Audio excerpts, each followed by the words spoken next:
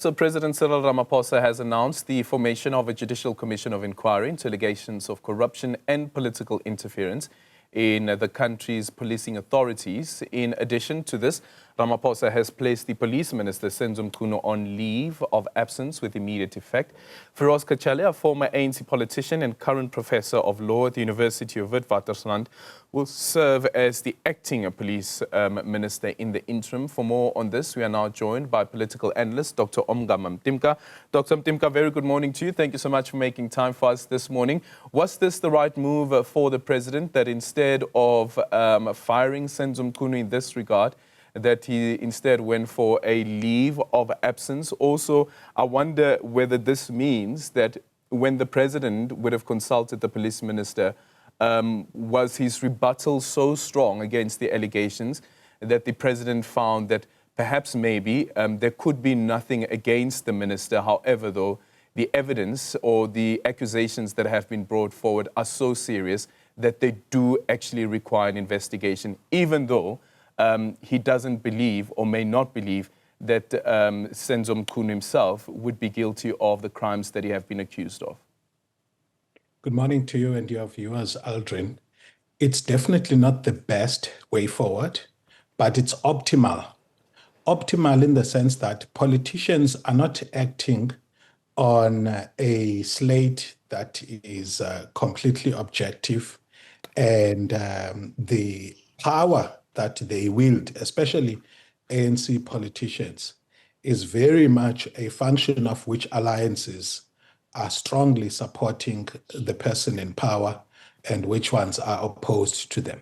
And in an ANC, where alliances determine whether a president comes and goes, this is an optimal decision. Optimal in the sense that it is responding to the public outcry and taking a sanction against the minister, removing him from his position, albeit temporarily for now, while instituting investigations.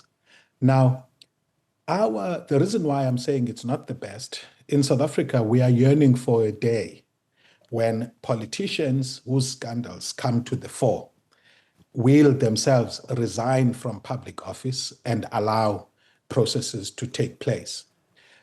Now, because strong men and women politics have characterized the rise and fall of ANC presidents, we find ourselves every time a minister falls from grace, daring the president to fire them rather than doing the honorable thing. On the part of the president, you are faced with a situation where Mr. Mkhunu is very much in his corner, if the ANC grapevine is anything to go by, in terms of support, in terms of securing the KZN base, among other things.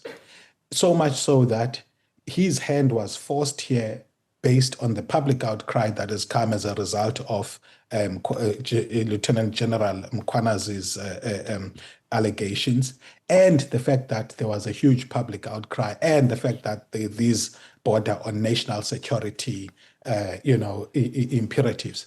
I must say, Aldrin, that I'm not saying it's a bad move. And the reason that is so is because we know many ANC ministers who are found wanting on issues of integrity and good repute that continue to hold their offices today, and nothing has happened about them. And that the president has taken this action on a national security matter does say that he does regard it as different from all the other instances where he should have fired ministers and he did not. Yeah. How do we then juxtapose that to the Commission of Inquiry into State Capture that similarly also made recommendations that there should be further investigations into, as an example, the Minister of Mineral Resources, Gwede Mantashe, and how he benefited from those security upgrades that came from Busasa. So the recommendation is that there should be further investigations.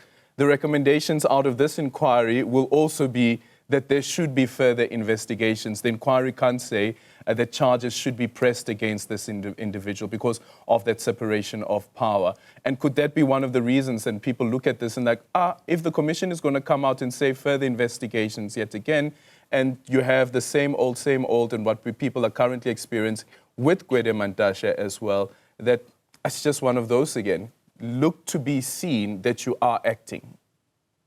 So we may be very tired of commissions of inquiry, but the time span of this one is 3 months. That's a debate for another day, Yeah. whether it's going to be actually 3 months. But I think, Aldrin, one thing we must appreciate about these commissions is that they are a safer way compared to a judicial approach and a prosecutorial approach. Because, quite frankly, some of the information still has to be, if I can borrow business language, pre-qualified. You need a platform that's non-prosecutorial, where you can establish some of these leads in terms of who knows what has happened, and how deep this thing goes. And then what that does is it creates a better platform for you to undertake prosecutions. Yes, politicians use commissions of inquiry to kind of deflect, and this is what happens around the world, by the way, where these inquiries are used in order to avoid prosecution. But I think that they are not wasted time and resources, because they help us to be able to establish some broad parameters for the acts of criminality, among other things. And as a result of that, they also expose where systemic weaknesses may be. And then once that happens, it becomes, in my view, relatively easier for prosecution to be undertaken, because the commission does the initial pre-qualification work for determining whether any of these allegations hold water and, in fact, may have prima facie evidence. To your point about what then happens afterwards, it's not just the Zondo Commission of Inquiry. We know the section, 87 or 89 commission that by Parliament, which was done on Pala, that established that there was a case to be answered and worth further investigations. And indeed, we did have agencies of government, agencies of the state investigate, except that the outcomes that they then came up with were not ones that were satisfactory as far as the public is concerned. But they did, there were investigations that were undertaken, either based on the initial evidence that came in the public domain, or in fact, some of the groundwork that was done by the Ngcobo Commission. Yeah, interesting is that the commissioners also needs to look into prima facie evidence, and with that, the Section 89 panel, the debate was ongoing, and I guess still is, because we still don't have judicial clarity around what is the quantum of, or what's the threshold for prima facie evidence in so far then it comes to when a member of the executive is being investigated. But I quickly want to go to this. The aspect around political interference, it's not the first time that a commission of inquiry has had to deal with that particular element. We have the Mogoro Commission of Inquiry that had to deal with that. We had the Farlam Commission of Inquiry also that had to deal with that. Insofar as it comes to the president, who was then not the president of the, who was then later on appointed, of course, as the deputy president of the country, but that concomitant email that was sent to Minister Susan Shabangu, the Minister of Mineral Resources, Minister Nathi Mthethwa, who was the Minister of the Police at the time. Although the Commission didn't find any reference to political interference, but it also played a role in understanding how the security apparatus responds to let's say, a communication like that, for instance, that comes from somebody like a Cyril Ramaphosa, who was then the director of Lonmin, but also a member of the ANC NEC.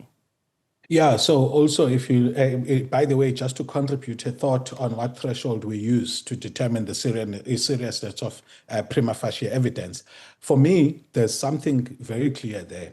One, if there are public events that are in the public domain, which get corroborated by the allegations that then surface about what may have been playing beneath the surface, that to me is serious enough. Never mind that politicians like legalistic arguments. Governance is not just a legal exercise, a judicial exercise. It's also a moral and ethical process. And in fact, I like how the ANC in its constitution engages with this. In its Rule 17, where it talks about acts of misconduct and bringing an organization to disrepute, it drives very important principles about what constitutes conduct which is not acceptable for public officials, except that when they started to create mechanisms for themselves to act, that is, to play into this ongoing body of knowledge about what constitutes seriousness, they then brought in this thing about charges. Back to your question, Aldrin, about the commissions, you're quite right that while criminal, cases may zoom in on the specific acts of criminality, it's not uncommon for commissions to broaden their inquiry in order to determine related processes and activities which talk to what the fundamental flaws are in the system that enable that behavior in the first place, and then make thoroughgoing recommendations about what corrective measures need to be undertaken. And I don't think that we should downplay that importance, right. Understanding as we are of how important it is to focus narrowly on the case at hand and take leadership decisions. Yeah, finally, the EFF has issued a statement. They say the appointment of Professor Feroz Kachalla is unconstitutional and unlawful. The president said that he relied on Section 91, subsection 3C of the Constitution that empowers him to appoint two people who are outside of the National Assembly to serve on his cabinet. They are looking, this is now the EFF, at Section 98 of the Constitution, which says temporary assignments of functions. The president may assign to a cabinet member any power or function of another member who is absent from office or is unable to exercise that power or perform that function. They argue that there is no provision in the Constitution for the president to appoint an acting minister outside of his cabinet. Sure, he can appoint another minister, but not necessarily an acting minister. What's your interpretation around that? Yeah. So I think the EFF have got an interesting point there that's worth exploring. I think there's going to be significant constitutional hermeneutics or interpretive work of the Constitution there, because quite frankly, what the EFF has cited there makes reference to a sitting minister appointed as acting. In a political role, even this idea of a suspension, a leave of absence and what it means is very interesting in itself in terms of what's going to need to be interpreted going forward. But it's certainly both of those imperatives, what the president cites and what the EFF are citing, are things that I'm going to be spending time looking into further today, Aldrin, because I think we should have some background cases that we can explore, in terms of what the guide is there. But for now, I think that both the EFF position is very interesting and, in fact, has potential to challenge the constitutionality of this successfully, because, as you say, this is somebody being appointed not to a vacancy, but in a position where somebody is on temporary or is on special leave. So that invites a lot more interpretive work. All right. Thank you so much for making time for us this morning. Professor Ongama Mtimka, Dr. Ongama Mtimka there, on the announcement that was made yesterday of the President for the Judicial Commission of Inquiry.